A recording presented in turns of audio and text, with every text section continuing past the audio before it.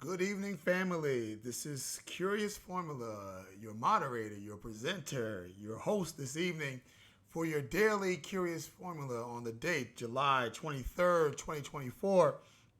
There's a lot we have to talk about since this last video, and this race is literally changing right before our eyes very quickly. So I'm going to go through a bunch of things that I've been thinking about in the course of this that you're not going to hear on mainstream media, and if you do, it's because they must have listened here first. So before we go into it, let you do what you know you need to do for your boy, and that is subscribe, like, and comment below.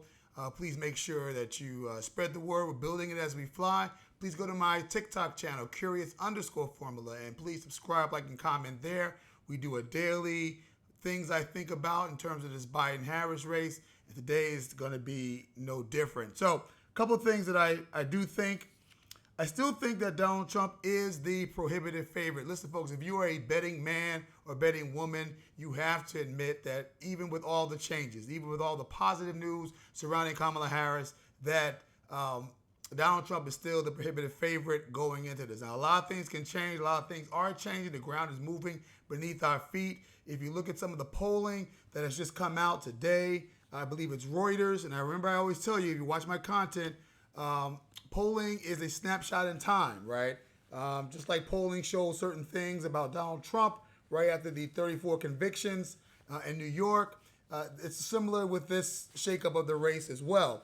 And so I don't want you, if you are a Trump supporter, to start popping your collars and start popping your champagne. If you are a Democrat, I don't want you doing the same or jumping out the window and vice versa. The key here is that polls are snapshots in time. And what we saw in Reuters, and Reuters is not like Rasmussen. Reuters is a reputable polling service that's been around for eons. And it's tried, true, and tested. And as good as polling can be, you can't get much better than Reuters when you look at a lot of the imposters out there who are, either funneled money to by Democrats or funneled money to by Republicans to kind of get them the result they want. Reuters is above board. It is one of the gold standard polls. Their poll out today shows Kamala Harris at 44 and Donald Trump at 42. And I know a lot of Trumpers will tell you, privately, they're all over YouTube. They're all over all social media platforms saying, we're not worried about Kamala Harris. Trust me. They're worried, and they're worried for a lot of reasons. But I still think, even with that poll, there's been two other polls that have been fresh that show that there's a tie. There's been another poll that showed that everything was within the margin of error, so I don't want anyone to get excited. Another poll showed that Kamala Harris was down by 1. Another poll showed that Trump was up by 2. And so these are new polls. But what it does show that Kamala Harris is getting the same, if not a little bit better in polling than Joe Biden did, and we're still here. We're still deadlocked, and that's actually good when you're talking about a replacement candidate in the last 48 hours, those numbers being the same, and we'll talk about why that's actually good long term. I want to answer a couple of charges. First, the big charge that's been coming out that I've been reading, coming from the right, is the charge that the change is an assault on democracy. Republicans are saying, well, Democrats are always talking about democracy and January 6th and, what Donald Trump was asking Mike Pence to do and Congress to do. That was a transversing on constitutional rights and that was wrong. It was a violation of constitutional, law and how elections are supposed to happen. And now here you are, denying the will of the voters in the primary season within your own party. You're doing a coronation of Kamala Harris. You're not opening up the convention to new voters, and the will of the primary voters who voted for Joe Biden is not being honest and not being honored. And you all are disingenuous with that. Let me say this really quickly. A couple of things to that charge. One is, folks, when people voted for Joe Biden, those signs in most people's lawns, because it happened here in Maryland, had Biden-Harris, right? When you are the incumbent and you're not throwing your VP incumbent over the bowels of the boat, you're running as a ticket. Everyone who voted for Joe Biden voted for Kamala Harris. It was a two-for deal, right? And everybody knows that. So those same voters who voted for Joe Biden because they wanted him to be returned for another 4 years, they wanted Kamala Harris to be returned for another 4 years as well. And for those Trump supporters who were saying this is wrong, you can't do this at a convention and whatnot, did we forget 2016? In 2016, there was literally a coup attempted to try to deny Donald Trump the nomination at the convention. Literally at the convention. You guys don't remember, Senator Cruz and a bunch of other folks in back rooms with Never Trumpers trying to find some kind of procedural way to get delegates to be free and then to get those delegates thinking in another way so they could deny Donald Trump the nomination. And when that could not materialize, they were dragged into unity, dragging and kicking. And so Republicans are in no moral position vis-a-vis 2016 to lecture to anybody about the process to getting someone the nomination and what is Democratic and what is not Democratic. Also, the other charge I'm hearing from the right is that this won't work in 100 days. Folks, in 100 days, changing the candidate out under 100 days, this is procedurally not going to work. Even how you're going to get your name on the ballots, how you're going to cure that in the different states. You can't run a race that has been one way for 2 years at this point and then swing it around and actually have a different result. You guys are dreaming if you think you're going to beat Donald Trump with a new candidate with just 100 days left. How many people in 2016, 90 days before the election, thought that Donald Trump was going to be Hillary Clinton? I'll wait.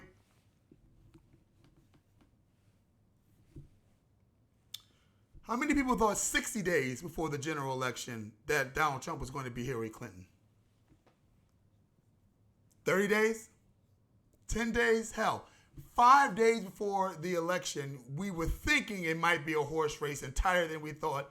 We didn't really think that Donald Trump was actually going to be able to beat Hillary Clinton maybe a day before the election when it was dead heat and we were getting some really bad exit numbers coming out of early voting states, right? This race, thankfully, can be changed in 100 days. And you know who we have to thank for that? Donald Trump.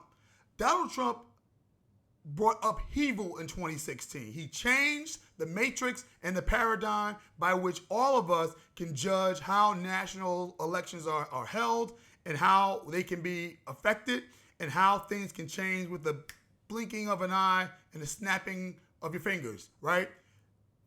The maverick that was Donald Trump literally changed the formula for how we look at elections and how quickly elections can turn in this new social media, 24-hour cable news world that we live in. Since 2016, nothing is etched in stone. Polling is definitely off, and things and trends can happen quickly and move hundreds of thousands of votes one way or the other. This race can be won in 100 days.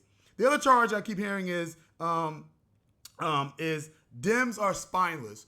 Democrats have no spines. They just gave up and all those sort of things. Folks, guess who agrees? Me, yours truly. You're right. The Democrats are spineless. Literally, Republicans have a candidate who is literally a felon, a criminal felon, indicted and convicted by a jury of his peers on 34 criminal charges. He is a walking felon, a man who has to register in 27, who's banned to travel to 27 countries if he wins and becomes the commander-in-chief. A man who has to register now with a parole officer. A man who is waiting to be sentenced and will be sentenced before November. Like, the Republicans got all that information, and you know what they said about it? It was felonious. He's not a felon. The charges were felonious. The judge was in on it. The daughter of the judge was making money off of it. Joe Biden politicized the whole process, and that's why we couldn't get the justice we deserve. This was a kangaroo court. We don't care about that. You have Trump people making shirts saying, "I'm voting for the felon," right? Republicans locked up shoulder to shoulder, didn't allow any daylight in between them, and kept marching towards the goal. Why? Because the goal is to win. And Republicans who don't really like Donald Trump like that will sacrifice that to win. That is the goal. So I will tell you quite frankly, the Democrats are spineless, right? Because with all that with Donald Trump and the Republicans sticking to him, what did the Democrats do? The exact opposite, right? The Democrats asked for an early debate. They asked for it. They literally said, we want Donald Trump. We want Donald Trump. It's like it was Apollo Creed calling out Rocky. I want you. I want you. He asked for it. They gave it to him. And boy, did he not deliver. And what happened after the Democrats asked for the debate that they wanted and got it and performed hopelessly and terribly? They all said, abandon ship, abandon ship. He can't win. We got to get rid of him. We got to tear him apart. And that's what they did. Literally 5 to 7 days after the debate performance, this race was still tied. This race for all that Joe Biden is incompetent. Joe Biden has Alzheimer's. Joe Biden is the crypt keeper, right? We kept saying all these things, and the numbers still stayed the same. So what did Democrats do even after that? They berated him. He's got to get out. Donors stopped giving money. Elected officials left and right in the House and the Senate and governors and everyone else started saying he's got to get out. And you know what started happening then? His numbers went in the toilet. And then the Democrats used those toilet numbers and said, see, we told you the polls say he can't win. When the Democrats actually were the ones driving his poll numbers into the ground to force him out. Listen, spineless is it. My professor, Alan Lichtman, shout out to American University, my alma mater, Alan Lichtman, the incredible smart professor who has predicted the last 10 presidential elections back to back to back. I got an A in this class, just to let you all know that too. Not an A minus, not an A plus. I had to go back. I had an A in this class in poli-sci class. I can't remember the name of the course, but I got it. Anyway, beside the point.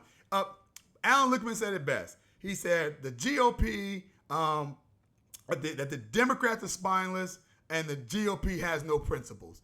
And he's not lying about that. Now, here's what's funny, though.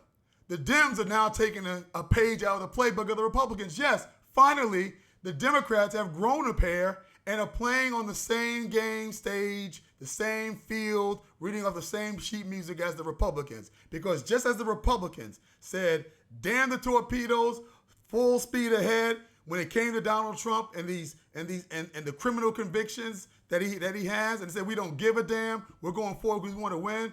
The Democrats said we can change horses in midstream and keep it moving because the goal is to win. And so Republicans can't get mad because we started drinking the same drink you drink and start saying we don't care about what it looks like. We don't care about how it appears. We don't care what you think. We are going with a new candidate because a new candidate is going to let us win. And that's all we care about because that's all you care about. And we're going to let the new people in America decide that. So we may be spineless, but we did what we had to do in order to try to win this race. A couple other things I think. Listen, I think Andy Beshear, and this is old news at this point. I put this on TikTok, but I'm going to say it here. Andy Beshear, Democrat governor from Kentucky, and Josh Shapiro, Democrat governor from Pennsylvania. They want in, folks. They want to be on the ticket. If you heard Josh Shapiro's endorsement of Kamala Harris, man, oh man, he was campaigning. If you heard Andy Beshear on yesterday talking on MSNBC bright and early, already drawing the case about how he would argue on stage with J.D. Vance and fighting for the soul of the working class South, fighting for the soul of working class Kentucky, fighting for the soul of Appalachia and standing up for coal mines and the like. Oh yeah, they both want to be in it. And I think we'll talk more about the VP candidates in the future. But what's next? And some of this has already happened.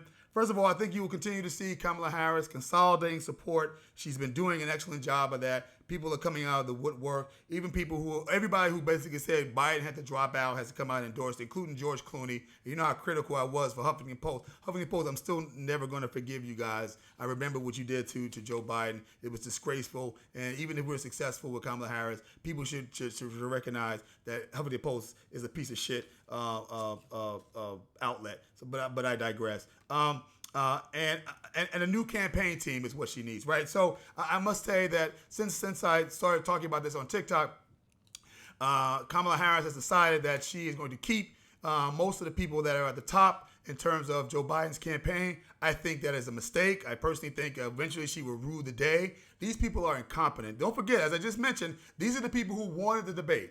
These are the people who pressed to have the debate early and didn't prepare their candidate, and that's what caused this whole brouhaha that's unprecedented in terms of a change at the top of the ticket. And these are the people you want to guide you for 100 days to get you to a general election win?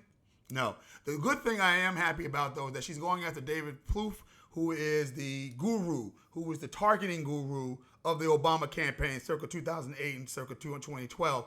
This man is somebody who was the first elected official in New Jersey to endorse a then Senator Barack Obama for president in 2007. Yes, I was the first one in New Jersey and one of the few in New Jersey, even after that, to support him because it was Hillary Clinton's backyard. Somebody who has had an opportunity to work with him. He's written a book about how he won that election that's personally signed for me, and I'm glad to have that in my collection. But this man knows how to target. If you target 2 levels deep, David is going to target 10 levels deep. He will find the votes that Kamala Harris needs to win. He will identify where they are, and he will determine the strategy to drag and pull them out. And in a close election like this is right now, where both of the bases of the party are not, and both people can't get to 50%, identifying where your voters are, getting in contact with them, and then dragging and pulling them out to get to the polls is going to be key. It's how Democrats win everywhere, and this is how Obama won, and hopefully this is how Kamala Harris will win. So I'm actually encouraged by that. Joe Biden is going to speak on tomorrow night. That is the plan. He is out of COVID protocol. He is back in the White House. It's going to be interesting to see what he says. I fully expect it to be a statesman-like speech. I fully expect America to start thinking of Joe Biden in a different way and starting to pat him on the back for what he's done, because I'm sure he's going to lay out what he's actually done, and now he can actually do that without the cacophony of a campaign and people just saying, oh, he's just saying that because he's trying to get votes. You're going to get a real addressing of what he's done and what he plans to do because he continue with the rest of the year, and I think it's only going to help build up his favorables in the eyes of the American public, and that's going to help Kamala Harris as well with an additional bump. Keep raising money. Listen, everybody knows at this point that Kamala Harris raised the most money in a 24-hour period than any candidate this year in 2024. Everyone was singing the praises. All the right were talking about Donald Trump, but after his conviction, he raised $53 million in one day. Well, Kamala Harris kicked that shit to the side. She raised over $84 million in one day. That is not almost double, but it's times 1.5 at least more than Donald Trump did on the day that his people were outraged and digging deep into their pockets. She needs to keep doing that. A bunch of the super PACs have kicked in dollars, which is good for her as well. And I'm just excited that money, I know people don't like money and the influence it has in politics, but money drives enthusiasm. Money drives what you'll be able to do in the latter stages of this campaign and your field operation, and especially the way the Democrats do it. It will fund the door-to-door that is going to be necessary to drag and pull everybody out that we need to pull out. She has to pick a VP candidate, as you know. Jamie Harrison. Wait, we found Jamie Harrison, guys, the head of the DNC. We hadn't seen him in 3 weeks, head of the party, and he came out. I saw him. It was a sighting of him on NBC this morning, and I was like, wow. I thought maybe he had COVID. I thought maybe he was in another country. I thought maybe he was out there just like really raising maybe he was knocking on doors, right? Because I hadn't seen him. But here, when he appeared. But more important than him appearing is what he said, and that is that the new presumptive candidate, Kamala Harris, is going to have to pick a vice president soon. As you all know, I've been saying it on my content here and on TikTok that I have said it, and now everybody else is talking about it. But you can check and see how when I said it, I was one of the first people to say that Kamala Harris, if she is the nominee, she needs a white, male, governor, somebody with executive experience, preferably from the South, to be her ticket mate. That would allay a lot of fears. It would mean that she had somebody behind her that could step in on day one, who has executive experience and could be a president, and somebody that would, in the same way that Joe Biden helped out Barack Obama to go to white ethnic neighborhoods to shore up those communities, that part of the Democratic base, in the same way, and dispatched him to battleground states, which helped Obama as well. That's going to be the role of this VP candidate as well. And also, just to dog out J.D. Vance, who is a sitting target just based on his own words about Donald Trump 4 and 8 years ago. So my favorite in that is Andy Beshear. I think, as I mentioned before, he's telegenic. He's good looking. He just won a race in Kentucky for re-election handily in a red state. I mean, a dark red state against the son-in-law of Senate Minority Leader Mitch McConnell, no less. Telegenic, I told you he's been campaigning for hard. The other candidate I like is actually Governor Cooper from the great state of North Carolina.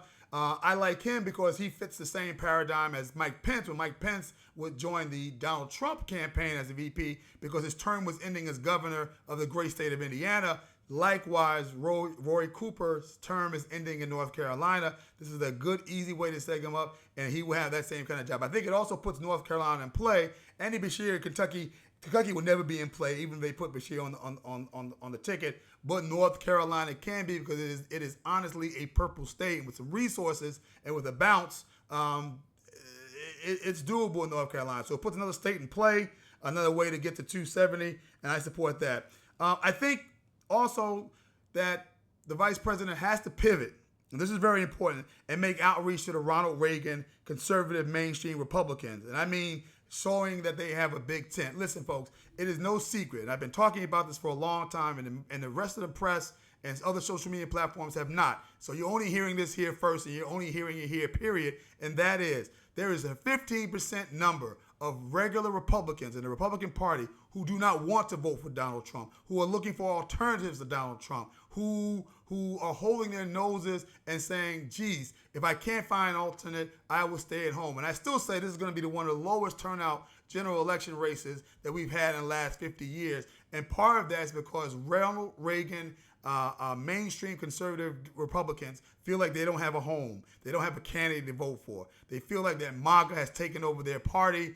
Donald Trump Jr. even said that this is the party of Donald Trump. You heard some of the policy things that came out. You heard politicians and regular Republicans who were on the sign of anonymity were saying, this is not my party anymore. Like, we do not believe in the fundamental bedrock principles of Ronald Reagan. Yes, folks, the Ronald Reagan Republican Party is dead, and long live MAGA, because that is the ruling ethos of that particular party.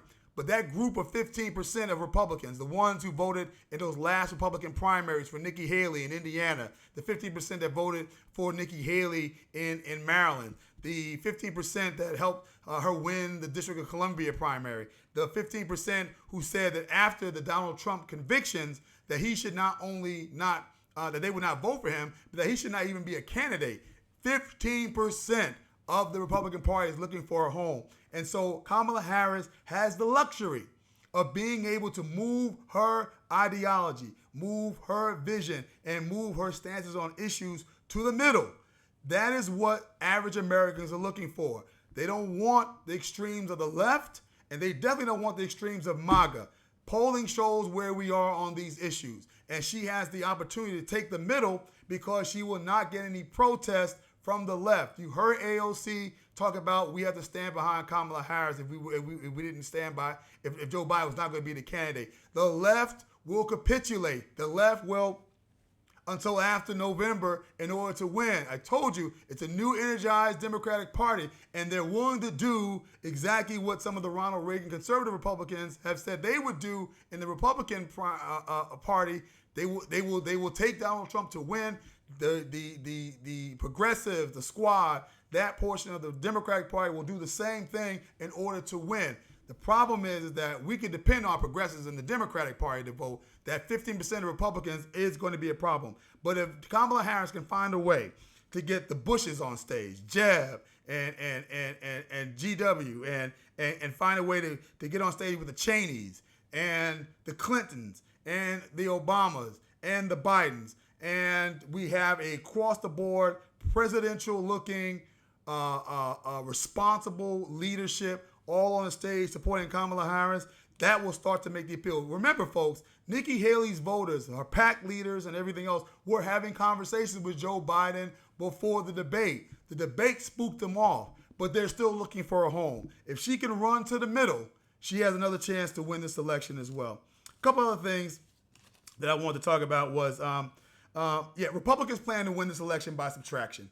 And that's not the way you win a general election. Folks, as I said before on some of this content here, Donald Trump had opportunity to reinvent himself, to reintroduce himself to the public after the assassination attempt on his life. And our prayers go out to him and his family, because That is not the way you solve any kind of problem in America when you're talking about political discourse and having differences of opinion. It's evil, and I wish him nothing but the best and nothing but good health for a long period of time, even as we disagree on the issues. But he had the world's sympathy, definitely had the sympathy of the average American voter, and he had the Republican National Convention right after that. And as weird as it was, they tried to put forward this idea of family and the like throughout that week, and he was smiling and whatnot. And all he had to do in his speech was to put out his arms and say, and he started that way for about 15 minutes. When you come that close to death, it makes you maybe change your heart and how you look at people and how you address people and how you hold people's concerns and their priorities in your hand. And I've had a change of heart, and I want to reach out to everybody to let you know that this is a place and this is a candidacy that you can get involved in, that you can feel comfortable in. And any mistakes I may have made in the past, I'm going to be resolute in trying to fix those things. And so I'm asking you to come with me. And here's my vision for the future. He could have done all that, and he would have had a huge bump out of the convention. But what did Donald Trump do? He gave us 15 minutes of reflection, and then he gave us 86 minutes of just dogma, red meat, MAGA rally stuff. The stuff that independents don't like, the stuff that Ronald Reagan conservative mainstream Republicans don't like, and definitely the stuff that Democrats don't like, right? And he did it to himself. His bump out of the convention was negligent. Don't hit me with, he had about, no. If you don't get a 2 to 5% bounce, that means you didn't do a good job. Nobody watched it. It had very low Nielsen ratings. And so that was his problem. But his doing that isolated MAGA. It isolated MAGA and made people turn off any idea that they could join that coalition in governance. Forget winning, in governance. And that's something that Kamala Harris and Democrats can move on. If the Republicans are going to try to win this election by subtraction, then we can have to try to win this election by addition. I now see why black YouTube creators have been using this ploy. If you follow my content, you've noticed I've been talking about that black YouTube creators who are part of the manosphere and who talk about social issues and other things have started to weigh in on politics in a negative way against Biden and in a positive way for Trump. Some of them are not specifically saying vote for Trump. They're just talking about Democrats and Biden. And so I see now why they're doing it, right? And I'm not just talking about Candace Owens. I'm talking about Melanie King, and I'm talking about Anton Daniels and some other Pink Book Lessons and a bunch of other content creators who I have the utmost respect and admiration for, particularly for some of their content. Some of the content I don't like, but some of the content I really do think hits on the nail and are issues that are not being addressed on black TikTok and in black social media circles and definitely not traditional establishment rooms and whatnot. But what I have noticed that they're speaking about politics in a way just to raise enough doubt. Listen, 88 to 95% of black people, male and female, are going to support the Democratic ticket. But they just need to carve out 14% of black men to reject that for Donald Trump to have a real snowball's chance of really winning in a tight race, right? Just need about 8 to 9% of black women just to say, I'm not going with the Democrat. And that's what they're building. It's building by subtraction. They know that they can't really affect or move black voters away from the Democratic Party and definitely not from a Kamala Harris candidacy. And so they're just trying to pry enough away so that Donald Trump and the Republicans can win. I see the connection now because it's part of the overall Republican plan to win by subtraction. And these black YouTube creators are playing right into that by being part of the machine that is trying to pry away and subtract from the consensus that is the black African American political consensus in America. Time will tell whether that will work. Last thing I'll say is Eric Holder Day and I say Eric Holder Day because my wife loves Eric Holder. If she wasn't married to me, I think, and he wasn't married, I think she would make a play for him. But Eric Holder is doing the VP search. I think that's great. I think there's nobody better qualified to do it than he. And I think he is somebody that will do it quickly, that he will find somebody that is palatable to America, but somebody that will also follow the program and the priorities of a Harris administration And I trust him to marry the two and do so in a quick time. As Jamie Harrison said, they have until August 7th to do this legally by DNC bylaws and by a few state laws regarding it. And I fully expect to see that. Lastly, I'm excited by this. And I think you should be too. Whether you're a Trump supporter or whether you're a Biden supporter or whether you're just a Harris supporter or you're just interested in the theater of it all. I think what we have now is a real race, and I think what we have now is excitement.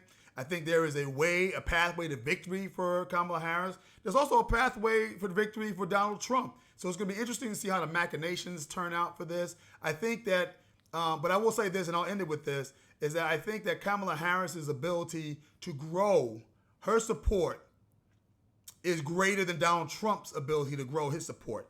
Remember I told you that, and I'll end it with this. I did tell you all for weeks, for months at this point, that Joe Biden and Donald Trump had two mountains they had to climb in order to win in 2024. Joe Biden's was he had to get the same turnout in 2024 that he got in 2020. And I saw no indication that he was going to be able to do that. Donald Trump's mountain that he had to climb, and still has to climb, is that he has to win independence. Because the only way that Donald Trump won an election in 2016, a very close election in 2016 over Hillary Clinton, was that he won independence. And that was his mountain to climb because he had not won independence since then. In 2018, Republicans lost the midterm elections. Why? They did not win independence. In 2020, Donald Trump loses the election, not because of election fraud, but because he did not win independence. And the great red wave of 2022 was a drizzle of a brook because the Republicans did not win the independent vote. And he had always been trailing Joe Biden with the independent vote. And that's why both of them did not have the means and the ability to get over their mountains. And that's why they were locked in the valley of 42, 44%, and none of them are getting to 50%. I think Kamala Harris has an opportunity to get the kind of turnout that Joe Biden got in 2020 because of the historic nature of her candidacy. If she gets a vice president that fits snugly with her, and I'm think Clinton Gore in 1992, think that kind of ticket that makes America go, ooh, kind of like that mixture there, to bring that enthusiasm up. When you see the money being raised, when you see the amount of volunteers who have stepped up, when you see the amount of people who are on phone calls already, that enthusiasm mimics what happened in 2008 with Obama. It's mimicking that. I'm not saying it's there yet. I'm saying you start to see the rumbles of it. If Kamala Harris can fill the enthusiasm gap and get 2024 numbers, at least for the Democrats, up to close to 2020 numbers, even as general turnout goes low, because I still predict that, she has the best chance of winning this race. And I don't see Donald Trump being able to move his numbers to get independents to support him. And that's the mountain he has to climb. And if he doesn't climb it, he doesn't win, folks. That's what I think. But tell me what you think. Subscribe, like, and comment below. Please make sure you go to my my TikTok channel, Curious_Formulas, and subscribe, like, and comment there. We're going to go live on TikTok tonight. I appreciate you being here and rocking with your boy. Remember to stay curious. Remember, break your algorithm. Get out of your comfort zone and listen to somebody who thinks differently about these issues, and you can learn from them even if they don't change your mind. And remember, think. It ain't illegal yet.